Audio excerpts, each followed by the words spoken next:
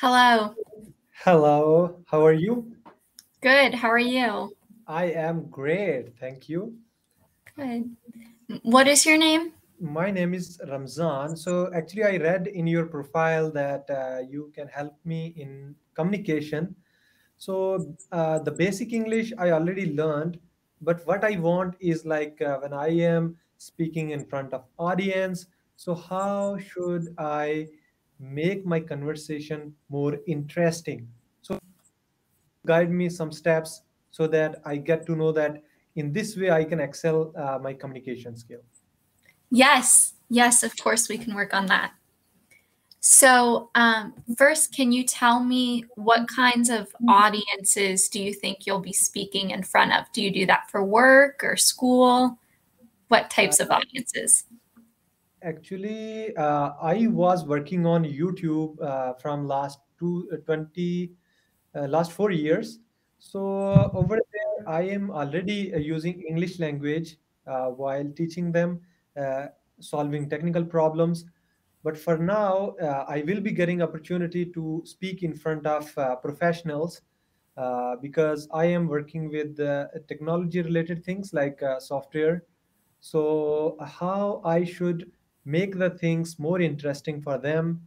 So according to your experience, just guide me. Yes. Okay, so you said that you teach on YouTube, but then you'll also be talking to professionals. Uh, So I think the first thing that's really important is to think about who you're talking to. So mhm. you're going to talk to the people on YouTube different than you're going to talk to the professionals. Yeah. YouTube aren't going to know everything that the professionals know. Mhm. So, the first way to make things interesting is to know who you're talking to and Mhm. using words that they know. So, when you're talking to professionals, you want to use that higher vocabulary that they know and not, you don't want to explain everything because you don't want to bore them if you're talking about, maybe, for example, you're talking about Wi Fi Mhm. and they already know what Wi Fi is. You don't want to take 2 minutes explaining what Wi Fi is because that's going to bore them. Yes, correct. So, yes. So I think first, when you're planning what you're going to say, decide who am I talking to? What do they know? What don't they know? And what am I teaching them? So that's the three things you want to think about. What do they know? What don't they know? And what am I teaching them? So you want to decide those things. And then from that, I think it's really good to either in your mind or written down come up with a speaking outline of what you're going to say.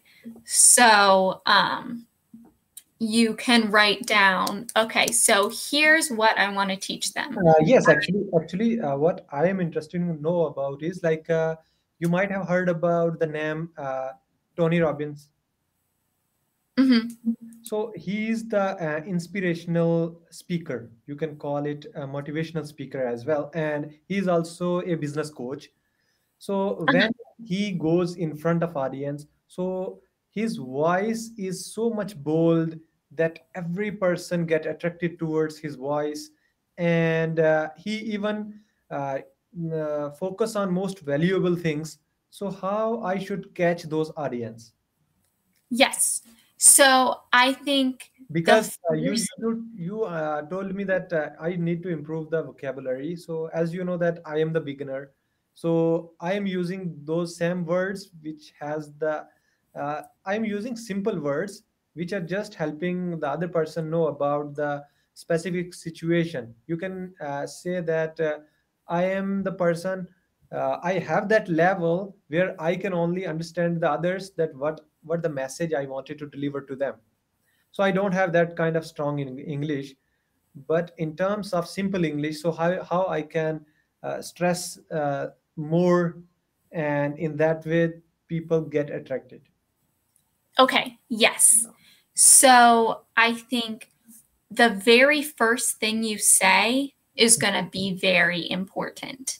So I think it's really good when you're starting speaking to people to either start with, maybe there's a quote that someone said, like Tony Evans. He said, you know, a quote that was very inspirational, very powerful.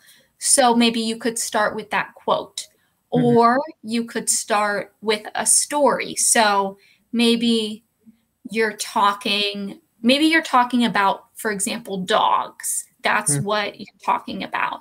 And you had a dog as a child, and it's a related story. So you tell a story about your childhood dog. So it's a story because people love stories. They love listening to them. And that you don't have to worry about super big vocabulary when you're telling a story. You can tell a basic story, but if it's an interesting story, people are going to listen. So you can start with a quote, a story, or you could start with statistics.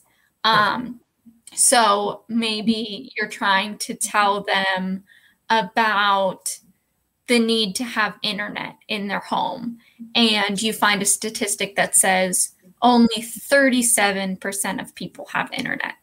So you could get up there and you could say 37% of people have internet, and then talk about why. Yes, correct. So do you think that body language also has some role in the communication skill? Yes, I think body language is also very important. So you want to make sure when you're speaking that you're making good eye contact, that you're not staring at one person in the audience, but you're looking around. You're looking at everyone, so everyone feels like they're a part of the conversation. They're a part of what you're saying. So you want to be looking around. You also make sure you're standing up straight. If you're like slouched over, they're going to think he doesn't know what he's talking about, and they're not going to want to listen. So you want to stand up straight. You want to be looking at all of them. You want to have your head up, not looking down. If you have notes, that's okay, but don't just read off your notes the whole time. Make sure if you're looking at your notes, you look at your notes, then you look at the people, and you alternate so that they're seeing you. Because I think that body language, you're right, is very important too. Yes, correct. Because I have realized that when we are not having proper dress, so we lose our confidence in front of audience. So Yes. this is important also. So have you done this specific activity in front of too many audience? Yes. So in school, and for school research that I have done in the past, I gave some presentations at my college that I went to, and then I did some outside presentations too, where I took research that I did while I was in college, and I did those presentations to bigger audiences. So I have experience from that. But then also when I was in college, I took a couple different communication classes learning about how to give speeches and all of that. So what you will recommend me the source of improving my vocabulary? Because in most of the cases, what I do is like write the words which I don't know, and also translate it into the native language which I know. So in that way, I tried to read out, but still I couldn't able to remember all those. So what was your way to increase the vocabulary? Yes. So I think that's a good way to do it. But also, don't think I have to learn every single new word that I don't know now. Pick whatever topic you're going to talk about, and then you can Google common terms about whatever, plants. If you're talking about plants, common terms about plants. And then you can translate those and maybe make flashcards to study them. So you can do different things like that. But our time is just about over for today. But if you want to reserve with me, we can talk about this more later. Yes, sure. So thank you so much. I got a lot of advices from you. So I will see you once again.